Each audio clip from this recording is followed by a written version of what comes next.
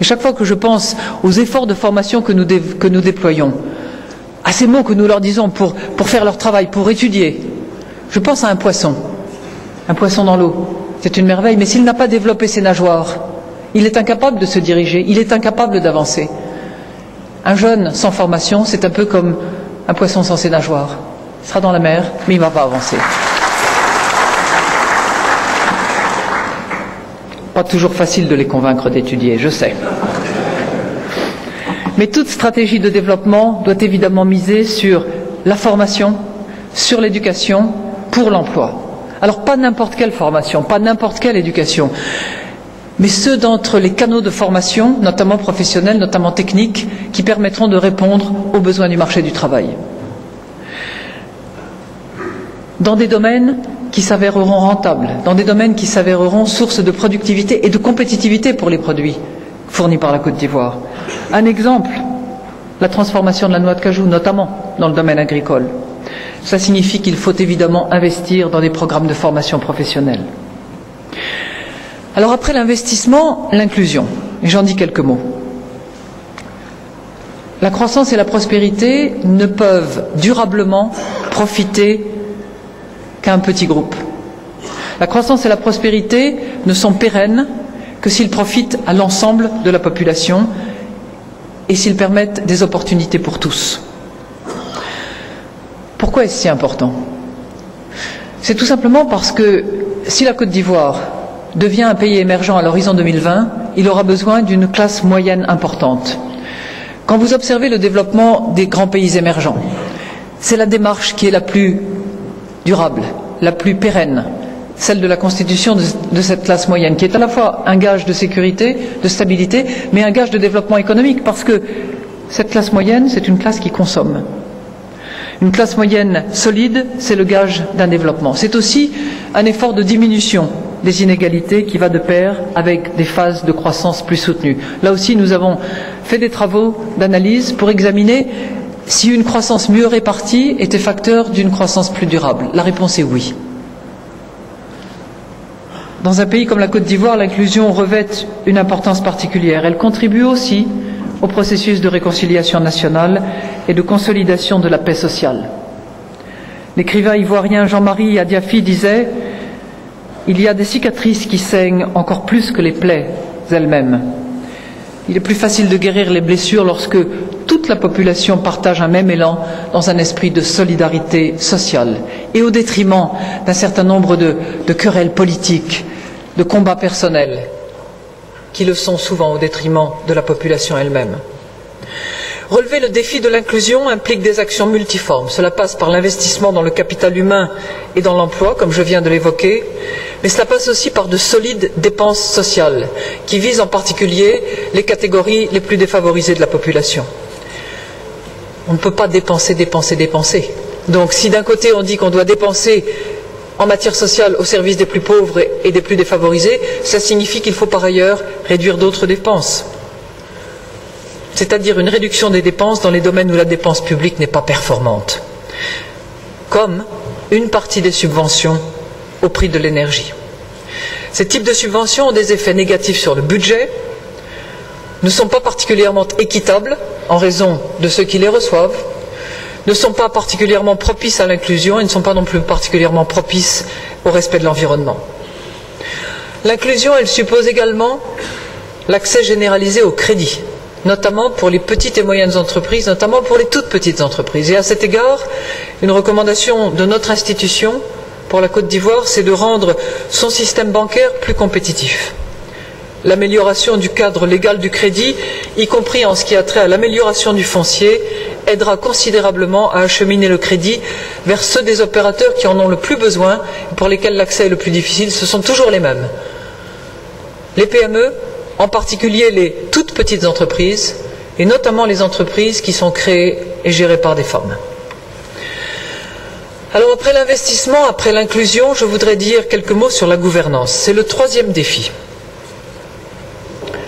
Parce que tout ce que j'ai évoqué jusqu'à présent est tributaire de la bonne gouvernance et de l'existence d'institutions fortes. Sans elles, sans cette assise, chercher à promouvoir une croissance forte et inclusive, c'est un peu comme tenter de construire une maison sur du sable. La Côte d'Ivoire a déjà payé le prix de la mauvaise gouvernance. Celle-ci a contribué dans une large mesure à la chute du niveau de vie. Elle a entraîné son cortège de mécontentement, de souffrance et de marginalisation.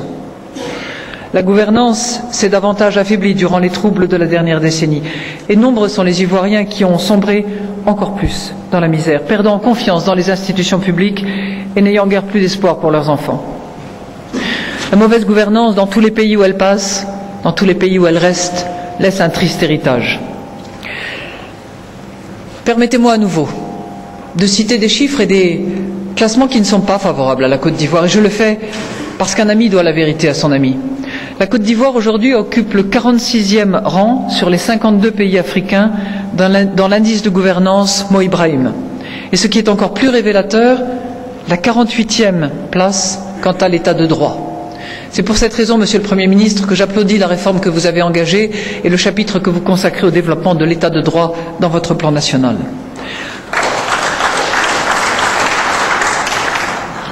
Cela signifie quoi? Cela signifie d'abord extirper la corruption du corps politique et centrer et renforcer le rôle de l'État dans ses compétences primordiales, à savoir promouvoir la stabilité économique, garantir les services sociaux de base à tous les citoyens, offrir un environnement propice à un secteur privé dynamique et prospère en définissant tout simplement des règles claires et prévisibles, assurer un environnement social et politique générateur de paix et de justice sociale. Et cela signifie tout simplement que dans certains domaines, l'État doit se retirer, tout simplement parce que la ressource publique est limitée et que le secteur privé, dans bon nombre de domaines, peut faire un meilleur travail. Le rôle de l'État, en revanche, est de fixer les règles concernant l'activité des entreprises, pas de les gérer, de limiter les abus. Et j'applaudis aussi votre futur texte sur le droit de la concurrence qui me paraît déterminant. Donc d'accompagner les entreprises, de fixer les règles, mais pas de les supplanter. En somme, en s'impliquant sur ces trois fronts, l'investissement, une meilleure inclusion et une gouvernance plus solide, la Côte d'Ivoire sera mieux à même d'accomplir son destin. Et pour conclure, je voudrais à nouveau emprunter. Je prête un peu souvent, donc je peux emprunter. Je voudrais emprunter quelques paroles à Bernard Dadier, l'un de vos plus célèbres écrivains. Dans l'un de ses livres, il imagine la bonne ville de Paris, celle où je suis né, parlant à l'Afrique. Il dit à peu près ceci: c'est Paris qui parle, la ville. J'ai été au stade où tu es. J'ai connu Attila. J'ai été détruite à plusieurs reprises. Mais chaque fois, les Parisiens ont retroussé leurs manches, empoigné les pioches et les truelles, et à la sueur de leur front, ont fait ressurgir les maisons, pierre après pierre. En d'autres termes, nous devons prendre du recul, nous abstraire un peu des turbulences du moment, appréhender le cours de l'histoire auquel vous contribuez si largement, un cours qui rejoint les destinées de l'Afrique du XXIe siècle. Votre pays a déjà engendré le miracle ivoirien. L'heure est probablement venue d'empoigner les pioches et les truelles et de reconstruire une fois de plus, pierre après pierre, ce deuxième miracle ivoirien, dont je considère qu'il n'est pas instantané ni immédiat, comme parfois certains le souhaiteraient, mais un édifice qui se construit dans la durée, dans le temps, pierre après pierre.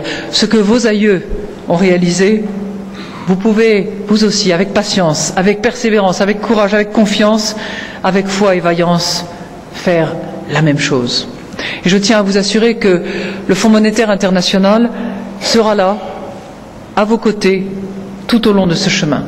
Je forme en ce début d'année 2013 des vœux pour que votre beau pays puisse prospérer, pour que les fruits de son travail, du travail de ses habitants, soient abondants et pour que votre peuple puisse s'accomplir.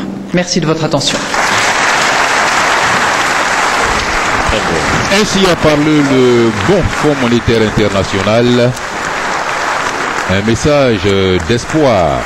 Espoir dans le renouveau économique de l'Afrique et partant, espoir dans un nouveau départ pour la Côte d'Ivoire. Monsieur Diaby, que vous inspire ce message d'espoir?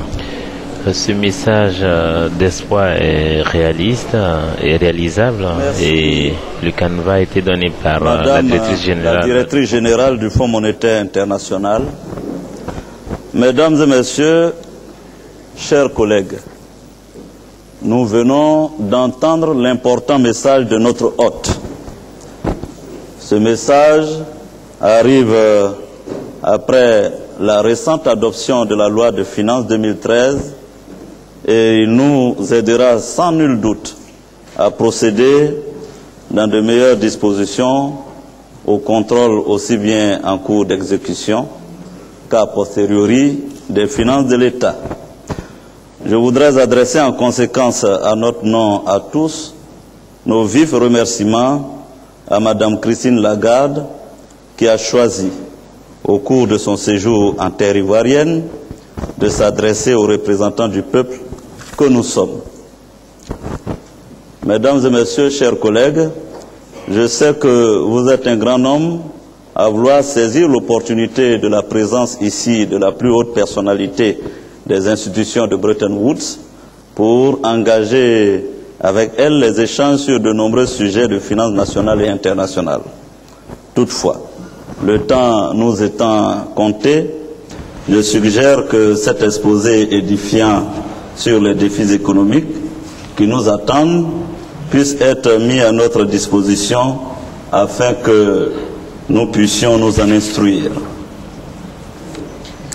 Si vous en convenez ainsi, je voudrais réitérer à Madame la directrice générale du FMI la joie et l'honneur que nous avons eu à la recevoir dans cette enceinte de l'Assemblée nationale de Côte d'Ivoire et au nom de l'ensemble des députés de cette législature, je lui souhaite un séjour agréable et fructueux dans notre pays.